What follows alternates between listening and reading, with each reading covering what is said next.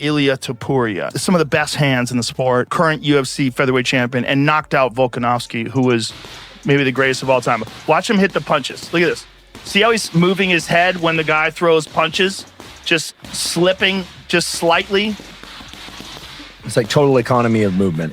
And the speed, man. The speed of that. Look at the hand. Look at the hand speed. I mean, these are like 5-6 punches a second. Ilia Topuria, one of the sharpest strikers in the game today. The current UFC featherweight champion, and the man who knocked out Alexander Volkanovski, a fighter many consider one of the greatest of all time. Watch him closely. It's not just power, it's precision. The way he slips punches with minimal movement, barely wasting energy. It's pure efficiency. And then there's the speed. Ilia and Justin Gaethje. Okay. Ilia and Justin Gaethje. I think that because no matter the outcome, it's going to be good regardless. It's the right fight to make. We got the undisputed champion in lightweight versus the interim lightweight champion. So that's the right fight to make. There's no complaints about that. And then no matter how this shakes out, now obviously everybody's looking at this fight, and I've seen the memes that are like, oh man, Justin Gaethje better bring a gun, da-da-da-da-da. And yeah, it's very possible that he could get knocked out early. And if that happens, guess what? It's going to be good. It'll be good. We'll all celebrate the knockout. We'll be like, oh my goodness. But what I believe is going to happen, I don't think he gets knocked out as early and as easy as everybody else suggests. I think he makes this a little tougher. I think he puts up a good fight. And if that happens, it's going to... The kind where punches come in rapid bursts, 5 or 6 at a time before you can even react. But Ilia Topuria doesn't just train for fights. He prepares for moments that can redefine his entire career. Every second leading up to a fight has purpose. Every training session builds on the last. And now, standing across from him is chaos personified, Justin Gaethje. This isn't just another matchup. It's a collision of styles. On one side... Desde el punto de vista deportivo, siento que a nivel personal he complacido como todos los deseos que tenía de convertirme en campeón del mundo, de defenderlo, de subir y conseguir otro título. Ahora dentro de la Casa Blanca, que era algo irrechazable, ¿no? De, a ver, tengo que entrar dentro de la Casa Blanca y competir ahí, ¿no? Porque yo al final mi vida no lo baso en las cosas materiales que voy consiguiendo, sino en los momentos que soy capaz de crear, ¿no? Que el día de mañana podré contárselo a mis hijos, a mis nietos, a mis amigos, vivirlo con mis amigos y con mi gente más cercana. Son experiencias únicas. No le puedes decir que no a ese tipo de oportunidades. You have Topuria, calculated, composed, dangerously precise. On the other, Gaethje, violent, unpredictable, and always willing to go to war. And no matter how this fight plays out, one thing is guaranteed. It's going to be a spectacle. Some believe Gaethje could get knocked out early. And if that happens, it'll be explosive. But there's another side to this story. Gaethje isn't the type to... Un evento cualquiera contra alguien que no representa nada para mí, pues tal vez que no vaya a competir. Pero si es contra alguien que realmente me motiva, es algo que genera como ese deseo y esa esperanza en el público, pues yo le tiro para adelante. Go quietly. He's the kind of fighter who drags opponents into deep waters, makes them uncomfortable, forces them to earn every second inside the cage. And that's where things get interesting. Because Ilia Topuria isn't chasing greatness anymore. He believes he's already achieved it. From world titles to dominant performances, he's checked every box. But this fight, this is different. This isn't about legacy alone. This is about stepping into a moment to the touch of death. And he's not a big guy. I've never seen him in person, but I was talking to somebody recently and they said, no, he's 5'7", you know. He's small, man. He's not big. Yeah. I mean, there's a photo of me standing next to him when we did the podcast. We're standing next to you. He's much smaller than me. And bro, he puts people into the shadow realm. Yeah. It's just technique and confidence. His confidence is crazy. He had a victory party for the Oliveira fight the night before. Drinking wine. I saw. I don't think he was drinking wine. No? I think he was drinking water the night before, but he has drank wine in weigh-ins. Yeah. When he's getting ready to weigh in, or what? The weight cut. He only did that for 2 camps. He told me though. He said it's too much. I was like fucking hungover the next day. Like, what am I doing? Right, and you're about to get your brain beat up. You're dehydrating. Your drink. Come on. Well, I think he's dehydrating himself, and he said the wine actually helps you get dehydrated. Yeah, more. alcohol definitely does. Yeah, but nobody does that. Nobody No. drinks wine for the weigh-ins. That's Too big to ignore. When a fighter who has nothing left to prove still chooses to step in, that's when things become dangerous. Because now, it's not about proving anything to the world. It's about proving something to himself. What makes Topuria even more dangerous is how deceiving he looks in person. As Joe Rogan once pointed out, he doesn't appear intimidating at first glance. He's not the biggest guy in the room. But the moment the fight starts, everything changes.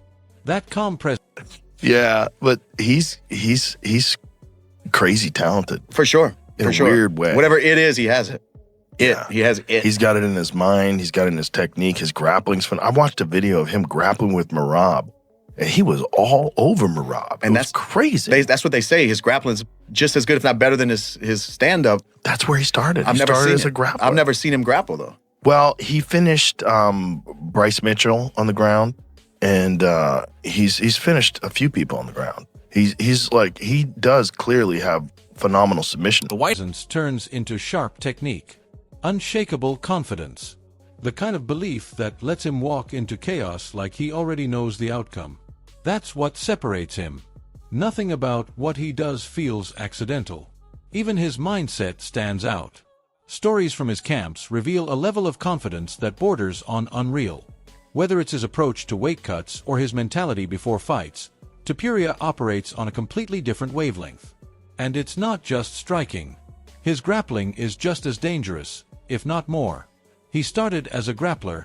Everything to all the terms on that deal to fight Gaethje. It was just wild how it came about, because for me personally, right, we were told that Ilia was not going to be on the card earlier that week, right? Then we get a call that said, hey, if we can make a fight, you can fight Islam or Gaethje, right? And we actually said, let's take Islam. We would love to fight Islam, because remember, guys, it's not about picking an opponent because one is harder or easier or scared or not scared. Money's involved, and the bigger the fight, the more money it is. And so we wanted to make the most amount of money, right, that we possibly could. So we were focused on getting an Islam fight. So when you hear Dana say, well, that was never a fight, it was because it was talked about, but there was no agreement to fight anybody. So I want to clarify my last tweet, which was, there's a lot of facts here that people are just, Dana's been pretty much honest. Now, as far as, and then he kind of clarified his John Jones comments about, that he was never going to be on the card. I don't know if that's true, because there was a negotiation there also as well, right? It just kind of didn't go anywhere after a while. And it shows. He submitted high-level opponents, dominated on the ground, and proven that he's a complete mixed martial artist. He doesn't just fight. He dismantles. And the scary part?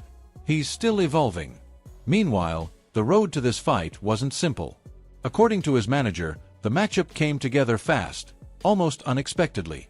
At one point, Topuria wasn't even expected to be on the card. There were talks of facing Islam Makhachev instead. But So Dana's not lying, right? There was no Islam fight. We agreed to fighting Islam if that's what they wanted to do, but the terms and all that was not there. You following what I'm saying? So that Yeah, of no course. say there was any fight done. He said that none of these guys were supposed to be on the card. I don't know how accurate that is with Bones, because I felt like that was kind of the fight they wanted to make.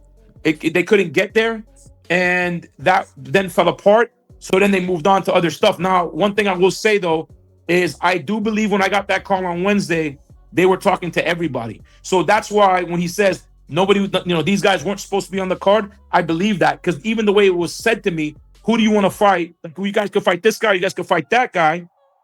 The money that was offered was small in comparison to what we had already said we wanted to fight those guys from before. These are conversations forever, right? And so whether it was White House card or International Fight Week or it's next week, it doesn't matter. It was more about getting the numbers. And when the numbers came, it was like, all right, it was more like if this fight could happen, here's the numbers. Are you guys down for it? In the end, it wasn't about choosing an easy opponent.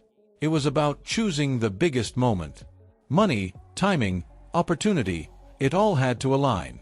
And when it did, this fight was born. Analysts believe this is exactly the kind of matchup fans want. Champion versus elite contender. Skill versus chaos. And Gaethje brings something special to every fight. Win or lose, he delivers. There's even talk that he could pull off something unexpected, a Rocky. Ilia and Justin Gaethje. Okay. Ilia and Justin Gaethje. I think that because no matter the outcome, it's going to be good regardless. It's the right fight to make. We got the undisputed champion in lightweight versus the interim lightweight champion. So that's the right fight to make. There's no complaints about that. And then no matter how this shakes out, now obviously everybody's looking at this fight, and I've seen the memes where they're like, "Oh man, Justin Gaethje better bring a gun." Da da da da da. And yeah, it's very possible that he could get knocked out early. And if that happens, guess what? It's gonna be good. It'll be good. We'll all celebrate the knockout. We'll be like, "Oh my goodness!" But what I believe is going to happen, I don't think he gets knocked out as early and as easy as everybody else suggests. I think he makes this a little tougher.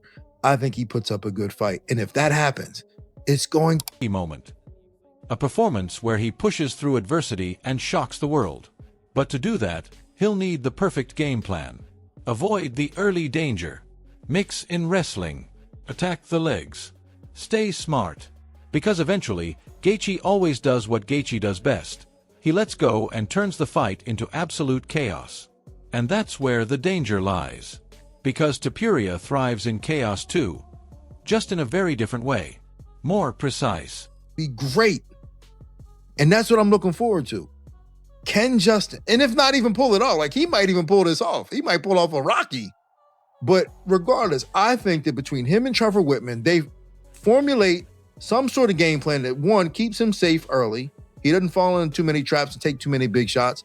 I think he mixes in some wrestling a little bit. I think he chops at the legs a little bit. I think he makes this interesting. And then at some point, he can't help himself but to just go balls to the wall and make this really fun to watch. So I think this fight, regardless of what the odd makers have it and what we think it, because of how good we know Ilia is, I think this fight has the potential to be really fun. And I think it has the potential to be the best fight of all the five. More controlled, more deadly. Some analysts even warn that this could be a dangerous fight for Gaethje. He's taken a lot of damage over the years, and against someone like Topuria, who hits hard and stays composed under pressure, there's very little room for error. One clean shot could change everything. So now the question is simple. Who comes out on top? Does Justin Gaethje drag Ilia Topuria into a war and create another unforgettable moment? Or does Topuria's precision and Justin Gaethje in any fight is a pretty good hedge on that. It's going to be one of the best of any card, whether he gets flatlined or does the flatlining. Did you, before we get a little more into that, right choice to headline UFC White House? Like when you saw this announced, do you think? Yeah. There's no doubt about that. There's no doubt about that. This is, with everything going on right now, this was the right choice to make. And I think we sometimes forget that. I think we, everybody was like, oh, White House card. And then when it came out, people weren't blown away by it, but I'm like, we're still getting Ilia Topuria. And Alex Pereira on the same card. And Alex Pereira on the same card. And Ilia is fighting Justin Gaethje. You know what I'm saying? Like I think we're just forgetting about what it is at the top.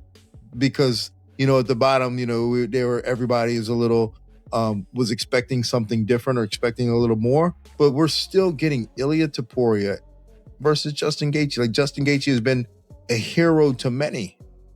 Let's not dog him now. Let's not disrespect him now and be like, oh, see, this card sucks. Like we're still getting Ilia Topuria and Justin Gaethje. Let's not dog Justin Gaethje now. Ilia Topuria, one of the sharpest strikers in the game today, the current UFC featherweight champion, and the man who knocked out Alexander Volkanovski, a fighter many consider one of the greatest of all time. Watch him closely. It's not just power, it's precision. The way he slips punches with minimal movement, barely wasting energy. It's pure efficiency. And then there's the speed, the kind where punches come in rapid bursts, 5 or 6 at a time before you can even react. But Ilia Topuria doesn't just train. I would love to hear your thoughts on Paddy Pimblett and Justin Gaethje and just everything that went down with this Paramount Plus debut. Look, everything looked good. Look, exciting fight. I think that's exactly what the UFC wants. I mean, as far as technical ability for a title fight. I mean, even Whitman couldn't get Gaethje to calm down. I mean, he looked like it just out of control lunatic at times. So, very exciting fight. Kind of back and forth. I think. There were times when you thought maybe Pimblett is going to come back and pull this out, but technically, for a title fight, I'm not sure what I was looking at, because it was like mostly like kind of like a boxing match. You know what I mean? So imagine watching Lomachenko or somebody else. It was a little off, but very exciting fight, competitive. I think again a big hit for Paramount. I think that's exactly what they wanted. But unexpected, a Rocky moment, a performance where he pushes through adversity and shocks the world. But to do that, he'll need the perfect game plan. Avoid the early danger. Mix in wrestling. Attack the legs. Stay smart. Because eventually, Gaethje always does what Gaethje does best. He lets go and turns the fight into absolute chaos. And that's where the danger lies. But I will say this, I do worry about Gaethje a little bit. I think he's starting to slur his words a little bit. I think he's taking a little too much punishment. And that Ilia Topuria fight will be a disaster. It's almost guaranteed. Topuria is not Paddy Pimblett. He hits like a truck. He's going to stay in the pocket. And it looks like, based on the way Paddy took those punches, that Ilia will be able to navigate through that. I just think that's a disaster fight. To a war and create another unforgettable moment? Or does Topuria's precision and power prove too much, adding another highlight reel finish to his legacy? One thing is certain. This isn't just a fight. It's a moment that could define both men. Now it's your turn. Who you got?